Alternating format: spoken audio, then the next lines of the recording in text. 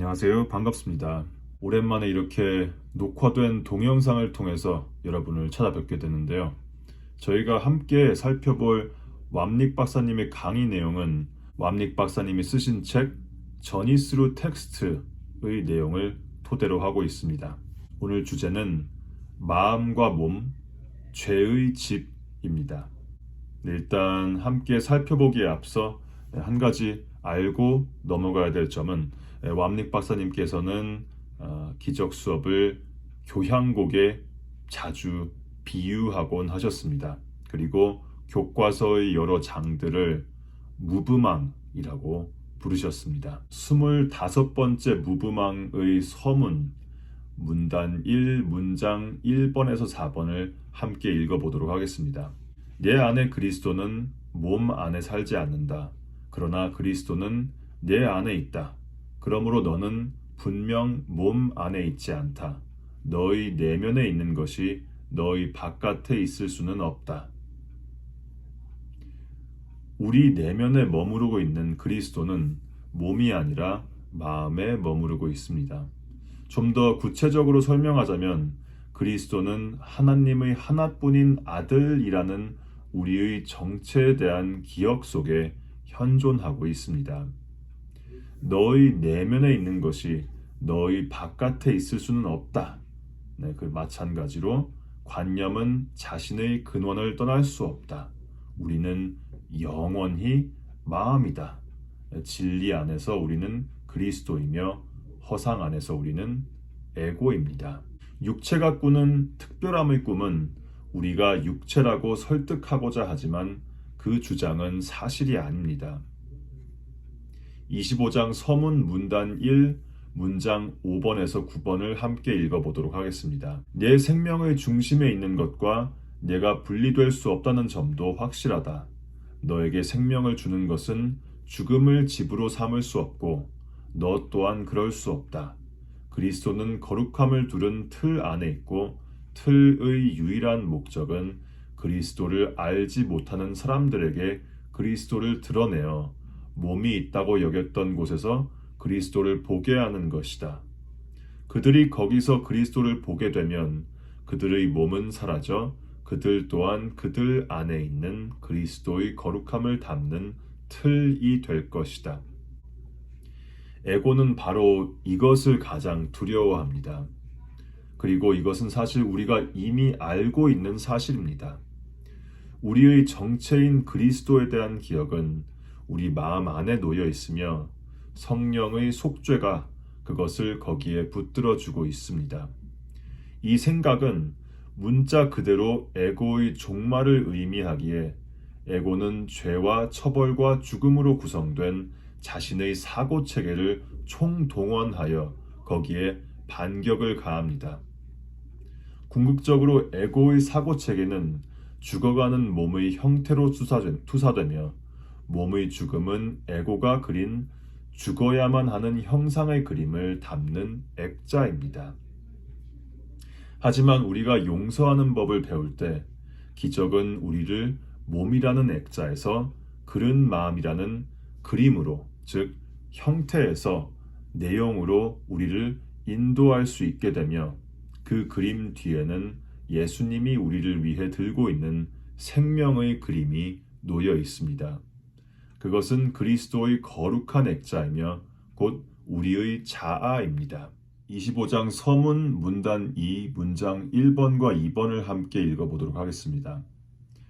자신 안에 그리스도를 담고 있는 자는 어디서든 그리스도를 알아보지만 몸 안에서만은 그럴 수 없다. 그리스도는 우리 마음 안에 있기에 모든 곳에 있으며 세상은 아무 곳도 아니기에 우리의 마음이 곧 모든 곳입니다. 스스로를 방어하기 위해 에고는 계책을 세워 우리 마음에 문제가 있다고 증명하려 했으며 우리가 마음의 문제로부터 도망쳐야 한다고 주장합니다. 그때 마음을 전혀 지니지 않은 육체가 등장합니다. 육체는 문제의 진정한 근원이 안 보이도록 그것을 위장합니다. 속죄의 원리를 반대하고 우리 자아인 그리스도를 대체하기 위해 에고가 만든 특별한 자아를 자신과 동일시하겠다는 마음의 선택이 바로 우리가 대면하는 모든 문제들의 근원입니다. 몸만큼 구원을 발견하기가 불가능한 곳도 없고, 몸을 통해 우리 자신이 누구인지 기억하는 것도 불가능하지만, 우리는 우리가 자아라고 생각하는 육체적, 정신적 존재에만 완전히 몰입한 상태입니다. 25장 서문 문단 2, 문장 3번과 4번을 함께 읽어보도록 하겠습니다. 자신이 몸 안에 있다고 믿는 자는 그리스도가 있을 수 없는 곳에 자신이 있다고 생각하는 것이다. 따라서 자신이 그리스도를 지닌 줄 모르기에 그리스도를 드러내지 못한다. 그리스도는 우리가 용서를 통해 그리스도를 기억하기로 선택할 때 우리에게 그 모습이 드러납니다. 그리하여 에고가 몸에 부여한 특별함이라는 목적은 교정이 됩니다.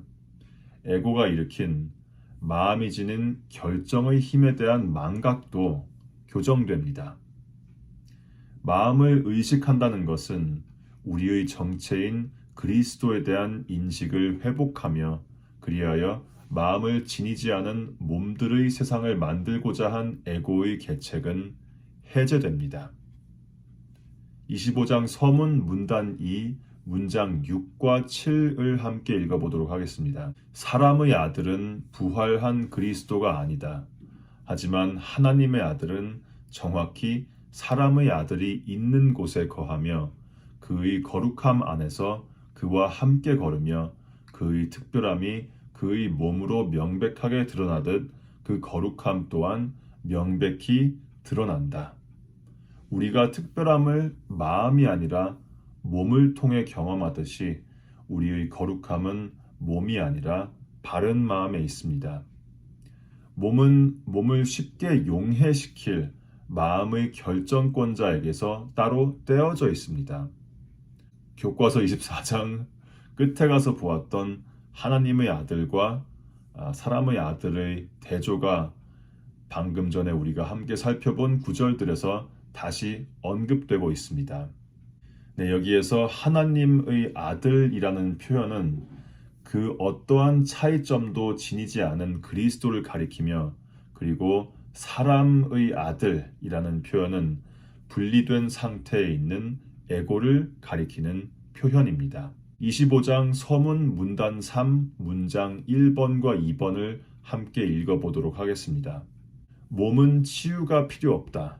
그러나 자신을 몸이라고 여기는 마음은 진실로 병들었다. 이것은 사실 이미 여러 번 예를 들어서 우리에게 매우 익숙한 내용이지만 병의 근원은 몸에 있지 않습니다. 병은 마음이 죄책에 빠지겠다는 결정을 내렸기 때문에 일어납니다. 우리의 교향곡이 종점에 도달하면서 이 주제는 점점 더 강조됩니다. 이것은 우리가 마음의 치유 과정에서 최종적으로 얻게 되는 비전입니다. 그때 우리는 우리 자신을 위해 속죄를 받아들이고 집으로 돌아갑니다. 우리는 하나님이 우리의 거처가 되기를 뜻하시는 곳으로 돌아갑니다. 하나님께서 우리의 거처가 되기를 뜻하시는 곳으로 돌아간다는 표현, 그건 교과서 31장 섹션 8 문단 12 문장 8번을 인용한 구절이죠. 25장 서문 문단 3 문장 3에서 5를 함께 읽어보도록 하겠습니다. 그러므로 그리스도는 그 마음에 치료책을 세운다. 그리스도의 목적이 그리스도의 빛으로 몸을 휘감고 그에게서 빛나는 거룩함으로 몸을 채운다.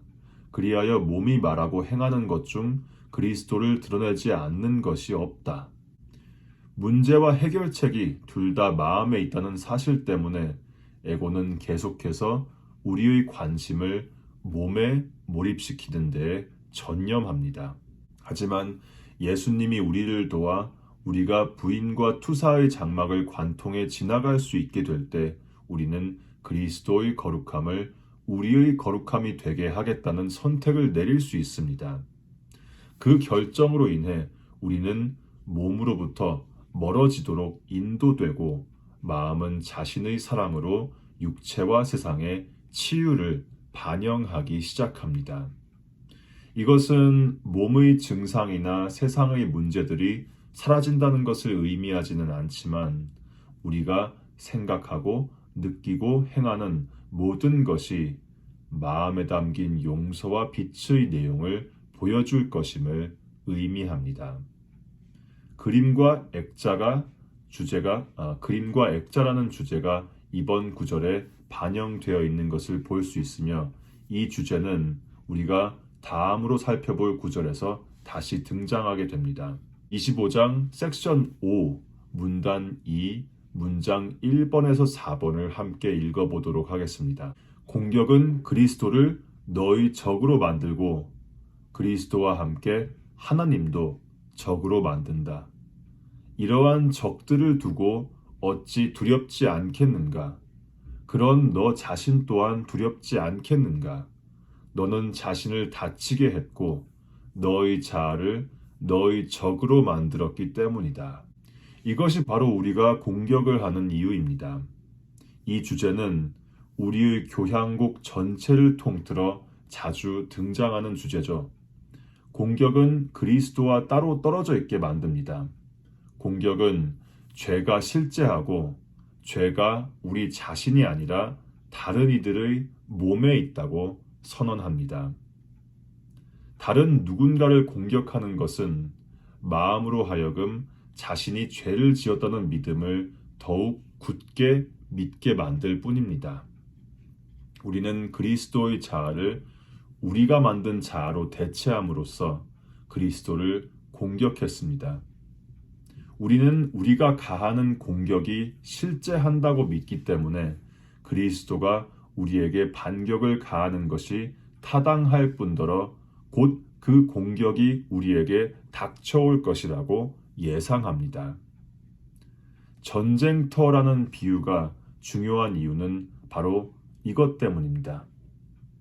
그것이 바로 기적 수업에서 종종 사용되는 전쟁터라는 비유가 중요한 이유입니다. 우리는 우리가 하나님과 그리스도와 전쟁 상태에 있다고 생각하며 이 생각을 투사한 우리는 세상이 우리와 전쟁을 벌이고 있다고 지각합니다. 우리는 우리가 다른 이들이 가하는 공격의 총바디가 된 결백한 피해자라고 지각합니다. 25장의 섹션 5 문단 2 문장 5번을 함께 읽어보겠습니다. 그리하여 너는 이제 자신을 내가 아닌 낯선 존재로 사랑받기보다는 두려워해야 할 다른 무엇이라고 믿을 수밖에 없다. 이 구절은 매우 중요한 주제를 담고 있죠.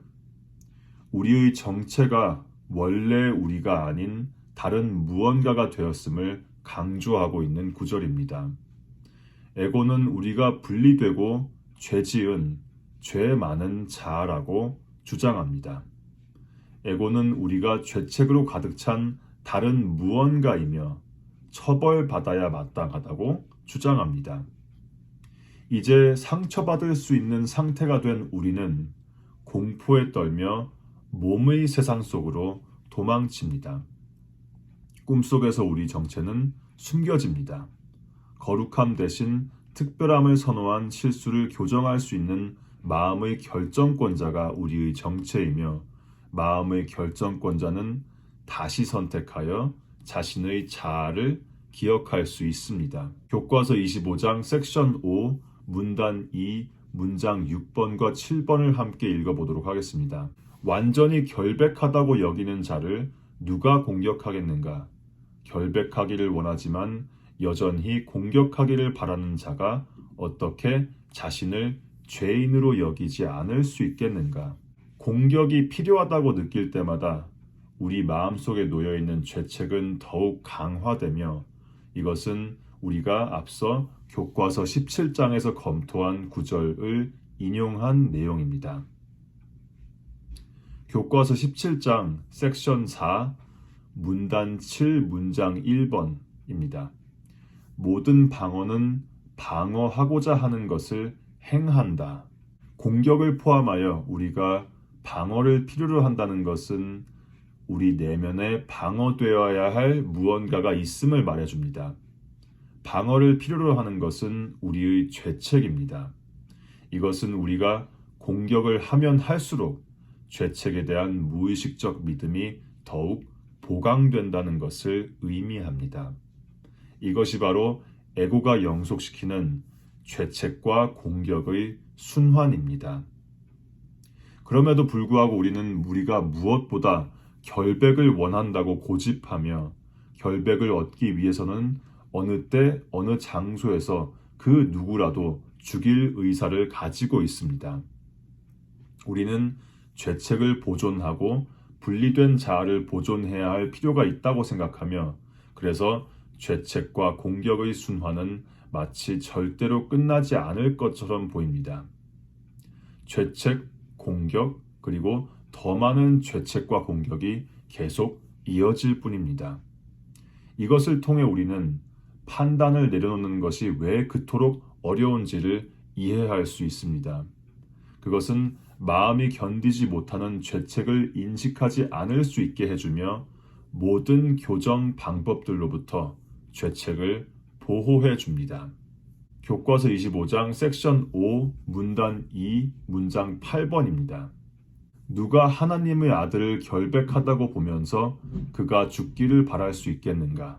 만일 우리의 결백이 다른 누군가를 희생하는 것으로 사들인 것이라 믿는다면 우리는 하나님이 창조한 그대로인 하나님의 아들을 알 수 없습니다. 창조는 전일하기 때문입니다. 창조는 전일합니다. 스스로를 죄 많고 죄책에 깊이 빠진 자로 본다면 우리는 다른 이들도 그런 관점에서 볼 수밖에 없습니다. 투사가 곧 지각을 만듭니다. 둘 중 하나의 원리가 제대로 작용한다고 믿는 것은 거짓을 믿는 것과 같습니다. 하지만 우리의 세상 전체가 다른 이들의 결백을 보지 못하게 막는 바로 그 생각에 기반을 두고 있습니다. 다른 이들의 결백을 보는 것이 자신과 닮게 우리를 창조한 대문자 결백, 즉 하나님으로 우리가 돌아가는 것을 알리는 예고입니다. 교과서 25장 섹션 5 문단 2 문장 9번에서 11번을 함께 읽어보도록 하겠습니다. 너가 형제를 볼 때마다 그리스도가 너희 앞에 서 있다. 너가 눈을 감고 있다고 해서 그리스도가 사라진 적은 없다. 그러나 앞 못 보는 눈으로 그리스도를 보면서 너희 구원자를 찾는다면 무엇이 보이겠는가? 네, 여기에서 예수님은 육안에 대해 설명하고 있는 것이 아니라 거룩함과 속죄가 들어오지 못하도록 문을 닫은 그른 마음에 대해 설명하고 계십니다. 그 결과 그른 마음은 오로지 죄와 죄책만을 보게 됩니다. 에고의 목적이라는 렌즈를 통해서 바라보면 우리의 육안은 판단과 공격을 정당화하는 분리와 특별함, 너머를 볼 수 없습니다. 이와 같은 그릇된 지각은 마음에 담긴 그리스도의 비전을 통해 쉽게 교정될 수 있습니다. 이것은 성령의 용서를 우리의 교사로 삼겠다는 선택을 내릴 때 찾아오는 행복한 결과입니다. 교과서 25장 섹션 5 문단 3 문장 1번에서 4번을 함께 읽어보도록 하겠습니다. 그 눈에 보이는 것은 그리스도가 아니다. 내게 보이는 것은 그리스도로 혼동한 적이다. 그리하여 너가 보려는 죄가 그에게 없어 너는 그를 미워한다. 너는 형태야 무엇이든 그와 하나가 되어 결백과 평화 속에 함께 결합하자는 변함없는 내용으로 간청하는 그의 부름도 듣지 못한다. 우리는 사실 공격을 가할 때마다 사랑을 달라고 외치고 있습니다. 사실상 우리는 다음과 같이 말하고 있는 거죠. 내가 틀렸음을 나에게 보여주십시오. 내 마음에 내가 선택할 수 있는 다른 사고 체계가 있음을 입증해 주세요. 이것이 바로 치유를 일으킵니다. 다른 이들이 우리에게 보여주는 예는 바른 마음의 대안이 있음을 우리에게 보여주는 것입니다. 사실 그것이 바로 가장 훌륭한 교사입니다. 그렇게 우리는 우리가 예전에 적으로 지각했던 자를 적이 아닌 자로 지각하게 됩니다.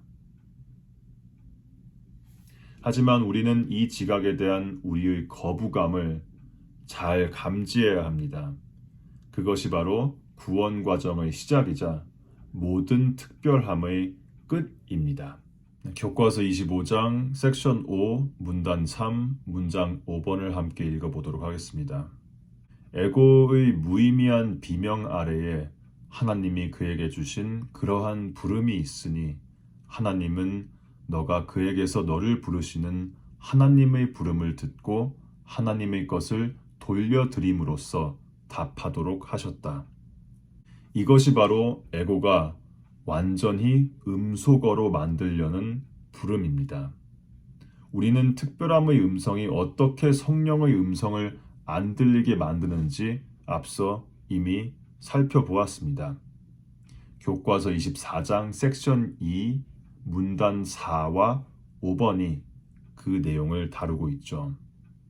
우리는 우리를 자아로 돌아가게 해주는 그리스도가 그리스도에게 전하는 부름을 듣고 싶어 하지 않습니다. 그 대신 우리는 우리를 지옥으로 오라는 에고의 무의미한 비명에 귀를 기울이기로 선택합니다. 사실 저희가 방금 함께 읽은 구절은 교과서 26장에서 접하게 될 그들이 왔으므로라는 섹션의 내용을 암시하고 있습니다. 이제 잠시 플라톤의 동굴 우화의 내용을 담고 있는 문단으로 넘어가 보겠습니다. 플라톤의 동굴, 그 동굴 안에 감금된 자들은 바위에 묶여 동굴 안쪽의 벽만 바라볼 수 있는 상태에 놓여 있죠. 그들은 동굴 바깥 길거리를 지나다니는 사람들의 그림자만을 볼 수 있으며 태양이 지나가는 사람들을 비추기에 그림자가 거기에 드리워진 것입니다. 동굴에 갇혀 있는 사람 중 한 사람은 소크라테스입니다. 그는 감금 상태에서 풀려나서 동굴 바깥으로 나가게 되며 어둠에 익숙해져 있던 눈이 점점 더 빛에 적응하기 시작합니다. 바깥에 나갔다가 다시 동굴로 돌아온 소크라테스는 쇠사슬에 묶여있는 자들을 풀어주려고 하지만 감금 상태에서 벗어나기를 원하지 않았던 그들은 결국 소크라테스를 살해합니다. 이것은 소크라테스의 실제 삶을 매우 예리하게 비유한 이야기며 증오로 가득 찬 죄책의 그림자에 익숙해져 있어서 용서의 밝은 비전을 견디지 못하는 우리의 현재 상태를 정확하게 반영하는 이야기이기도 합니다. 특별함은 허상으로 이루어진 빛 없는 세상을 거처로 삼으며 우리는 그 거처의 존재를 보존하기 위해 살해도 서슴없이 감행합니다. 교과서 섹션 6 문단 2 문장 1번에서 3번을 함께 살펴보겠습니다. 어둠에 익숙해지면 해질 무렵에 지각되는 침침함에 눈이 적응되어 대낮의 찬란한 태양이 고통처럼 여겨진다. 그리하여 햇살과 그 햇살이 주는 선명함에 등을 돌린다. 어두침침함이 보기도 편하고 인식하기도 좋아 더 나아 보인다. 네, 이 구절에서 침침함이라는 표현은 곧 에고의 시야 전체를 묘사하는 표현이죠. 에고의 시야를 통해서 보면 오로지 다른 이들에게 투사한 죄책만을 보게 되며 우리 자신을 포함하여 모든 이들의 내면에서 밝게 빛나는 그리스도의 빛을 볼 수 없습니다. 마음이 보지 않겠다는 선택을 내리고 있기 때문에 그리스도의 빛이 보이지 않는 것입니다. 한 개인으로 존재하는 데에 따른 차이점은 용서의 비전 앞에서 사라지지만 우리의 마음은 하나님 아들이 모두 같다는 진리보다 서로의 차이점에 몰두하는 것을 선호합니다. 25장 섹션 6, 문단 2, 문장 4와 5를 함께 살펴보겠습니다. 어쩐지 완전히 깨끗하고 명백한 것보다 모호할수록 보기 쉬운 듯하고 눈에 덜 고통스럽다. 그러나 눈은 그러한 것을 위한 것이 아니다. 누가 어둠을 선호하면서 보기를 원한다고 주장할 수 있겠는가? 우리 마음의 일부는 이 수업을 학습하고 싶어 합니다. 일부는 예수님의 손을 잡고 용서를 배워 집으로 돌아가기를 간절히 원하고 있습니다. 하지만 동시에 우리는 우리의 특별한 자아를 단념하고 싶어 하지 않습니다. 이는 곧 우리가 어둠 속에 남아있기를 원하면서 동시에 빛을 원한다고 선언하고 있음을 의미합니다. 예수님은 이러한 애증적 감정이 우리 마음에 있음을 인식할 수 있도록 우리를 도와줍니다. 예수님은 우리가 용서하지 않을 때, 다른 이들을 친절하게 대할 의사가 전혀 없을 때, 하나님의 평화 대신 특별함의 낙을 선호할 때 스스로를 너그럽게 바라보기를 바랍니다. 우리는 죄책과 두려움과 증오로 감싸진 삶에 우리가 어떻게 적응하게 되었는지 인식할 필요가 있습니다. 우리는 용서와 진리의 빛으로부터 우리를 보호해주는 어둠의 친구들이 없이 존재하는 것은 거의 상상조차 할 수 없는 상태가 되었습니다. 이제 다음으로 예수님은 죄를 검토하십니다. 죄는 에고의 또 다른 친구입니다. 속죄를 선택하는 것을 방지하기 위해 에고가 세운 방어막에 있어서 죄가 얼마나 중요한 역할을 하는지 우리는 앞서 이미 검토한 바 있습니다. 죄는 분리가 실제라고 주장합니다. 죄는 너무도 끔찍한 행위이기에 우리는 마음이 받을 처벌을 피해 몸 안으로 숨어들어야 합니다. 그것이 바로 죄의 주장입니다. 교과서 25장 섹션 7, 문단 1, 문장 2와 3을 함께 살펴보겠습니다. 죄는 세상에서 유일하게 변할 수 없는 것이다. 죄는 변경이 불가하다. 세상의 모든 것은 변합니다. 이 세상에서는 변화가 곧 삶이라고 여겨집니다. 움직이지 않는 사물들도 시간이 흘러감에 따라 변합니다. 에고가 보기에 죄는 변하지 않습니다. 죄는 우리가 하나님을 떠났던 태초의 변화를 나타내기 때문입니다. 죄에서 비롯된 모든 것은 그 태초의 변화를 흉내내지만 죄만은 변하지 않습니다. 죄는 변화가 가능하며 변화가 곧 실제라는 믿음입니다. 네, 마지막으로 교과서 25장 섹션 7 문단 1 문장 4번과 5번을 함께 읽어보도록 하겠습니다. 그런데 세상은 죄의 불변성에 의존한다. 세상의 마술은 죄의 고통을 죄인에게 숨기고 현란함과 간교함으로 속일 수 있는 것처럼 보인다. 여기에서 현란함은 두 그림에서 우리가 검토했던 특별한 관계의 액자이며 간교함은 특별한 관계가 겉으로는 사랑과 행복으로 가득 차 있는 모습을 보이지만 속으로는 사실 죄책과 증오심과 살인 의도로 이루어져 있음을 가리키는 표현입니다. 액자를 치장한 반짝이는 보석들은 사실 눈물과 핏방울입니다. 그것들은 죄의 불변성에 따른 결과이며 감지될 수 있는 결과들입니다. 네, 시청해 주셔서 감사하고요. 다다음 주에 또 뵙도록 하겠습니다.